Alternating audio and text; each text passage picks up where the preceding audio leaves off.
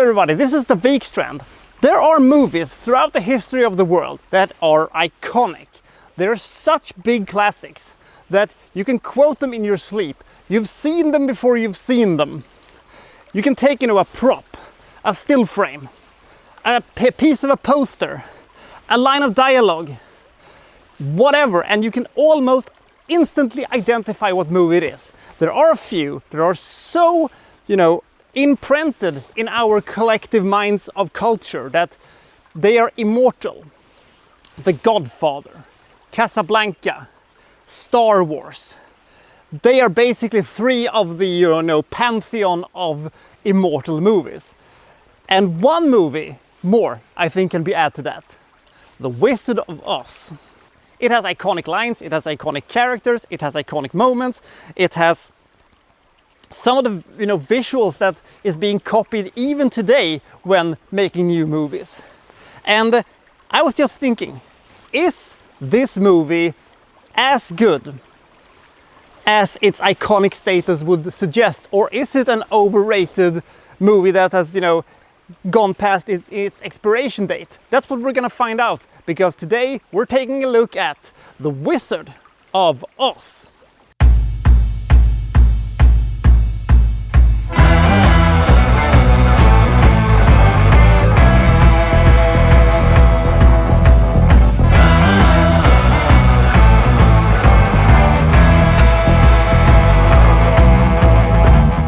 I will now go through the plot of The Wizard of Oz for the small percentage of people who has no idea what The Wizard of Oz is all about.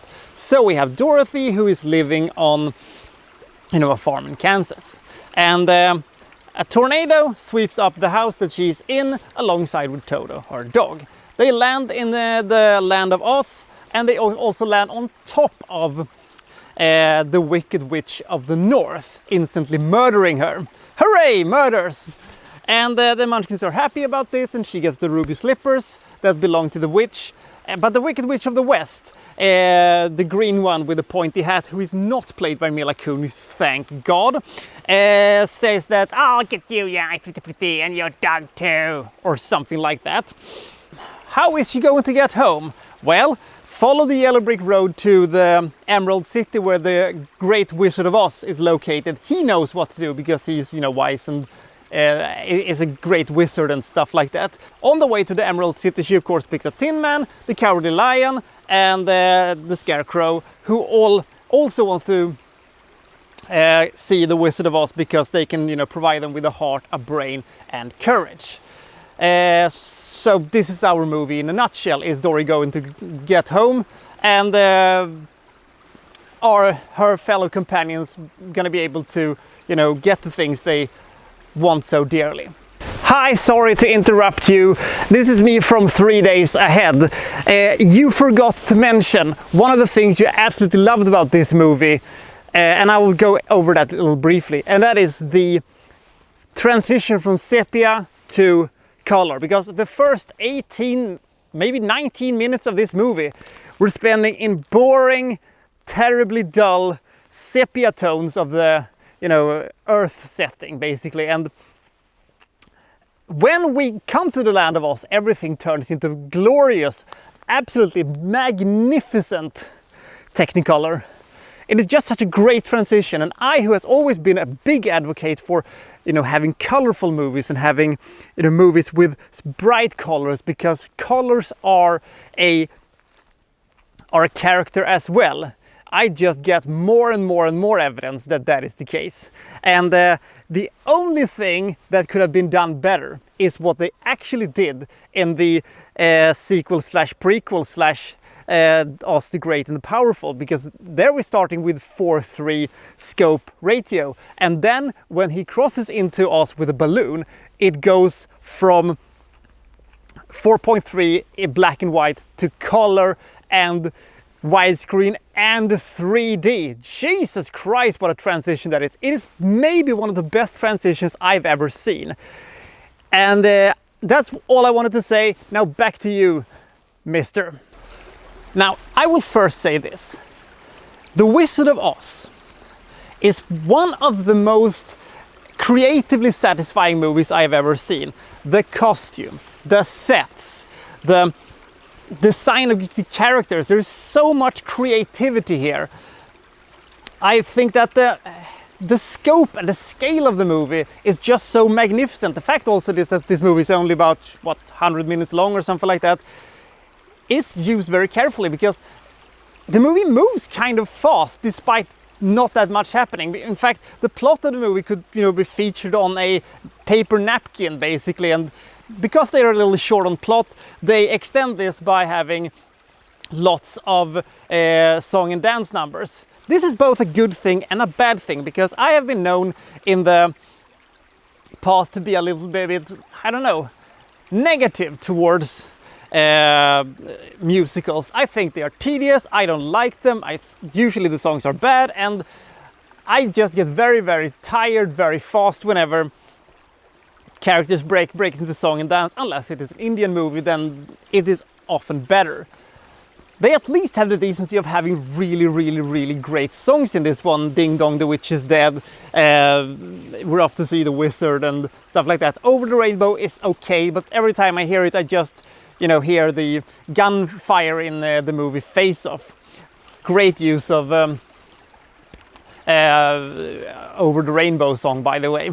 The visuals are so fantastic, and these iconic lines and these iconic sequences and the iconic performances makes you forget that the story is kind of uninteresting, because there is just so much charm to this movie that it pulls off the not easy task of starting as a musical and then heading over to more of a fantasy adventure movie. I think that if you have never seen The Wizard of Oz before, I would definitely check this one out. It is a great family movie. It has a lot of fantastic, famous sequences. It has a lot of, imagination to it, and it has a lot of great spectacle. This is style over substance, but usually in these cases I take style over substance, because you can have all the substance you want to, but if it's packed in some kitchen sink realism, bullshit, it's still going to be boring as hell. You can be as great as you want to, but we're getting sidetracked. This is a simple story. They're not overcooking anything. They're not trying to, complicate things further by, having, inserting unnecessary things into this one. I would bet if they would have made a straight-on remake to this one, it probably would have been 2.5 hours. There is a lot of, the visuals of this movie always makes me think about Tim Burton and Terry Gilliam and stuff like that. It just has this, absolutely iconic sequences that, they must have seen as children, and they must have been inspired, and they must, been inspired to do more stuff in this sort of thing. I should also very briefly mention that I think that the movie The Oz, the Great and the Powerful that came in 2013 is a really, really good movie. I think it is basically have a better plot and a better script than this one. But when it comes to iconic movie scenes and coming, to a classic story, this one is still better than Oz, the Great and the Powerful. But it is, in my opinion, a pretty underrated movie, except of course for the second worst decision in casting history, Mila Kunis as the Wicked Witch of the West. Is he having a laugh? Are they having a laugh? Jesus Christ. This movie is charming, it's funny, it's pretty fast-paced despite, not that much happening. It has very colorful characters, memorable characters. It has some of the most memorable lines of all time. It's difficult not to get wrapped up in this story, and it is difficult not to, be charmed by this movie. It's a great movie. The Wizard of Oz gets a charming 77 points. It is half great musical and half great adventure movie, with possibly some of the worst henchmen of all time. The green guys in Cossack outfits or whatever they're supposed to be. I think they actually rivals being the worst henchmen of all time with Masters of the Universe and Star Wars. The Wizard of Oz is a grand spectacle. It's a timeless movie. If you're comparing this one to the book, I've read about half of it, and I thought that the part I read, was very similar to the story in the movie.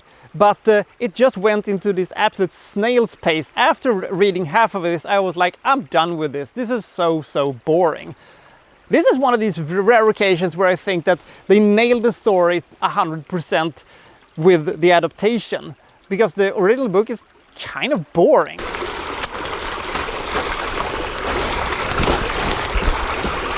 So I'll see you next time from Vendelsö, reviewing such and such. Thank you very much.